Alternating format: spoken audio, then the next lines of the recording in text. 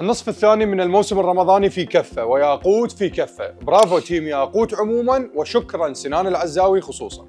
ياقوت مسلسل نصف موسم رمضاني عرض على قناة العراقية العامة، مشمول بمنحة رئاسة الوزراء لدعم الدراما. تأليف بانا نعيم رزق، وإخراج علي أبو سيف، والعربي مدير التصوير دوز غملوش كرول ماستر. الأم ياقوت شخصية محورية تلعبها كادي القيسي، أم درة الممثلة الشابة هبة عادل، واللي عجبني بكلاسيكيته واسترساله ظافر محمد سمير. يطلعون أبناء الرائد سنان محسن العزاوي زوج ياقوت.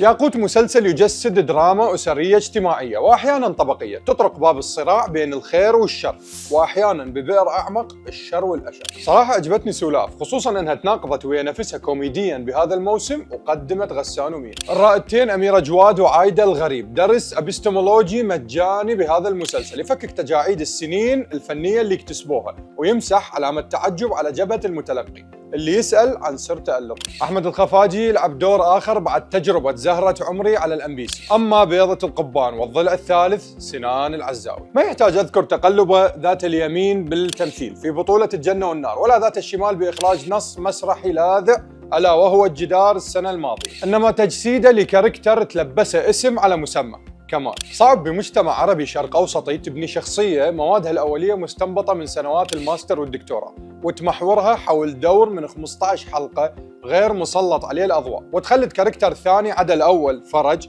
بمجتمع يتلذذ بمحو الترند بترند أسرع. بس سنان تمكن منها، وأحسن إمساك زمام ناقته كما تقول العرب. لاحظت بالمسلسل راكورين، 2 باللوكيشن وواحد بالأزياء تقريبا، بس الحلقة الأخيرة هي الحلقة الأنضج والأمتع، برغم بها جنبه بمشهد الاعتراف بحوار اللحظات الحميمية كان ممكن يتعالج بقطعة من الكاميرا الثانية مع البطلة، بس مشت.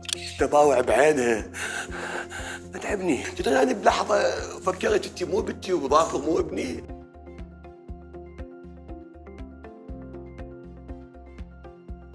باختصار وبالنهاية، شي على شي المسلسل حلو وفكرته غريبة جدا، يبث على اليوتيوب بصورة مجانية للي فاتته المشاهدة.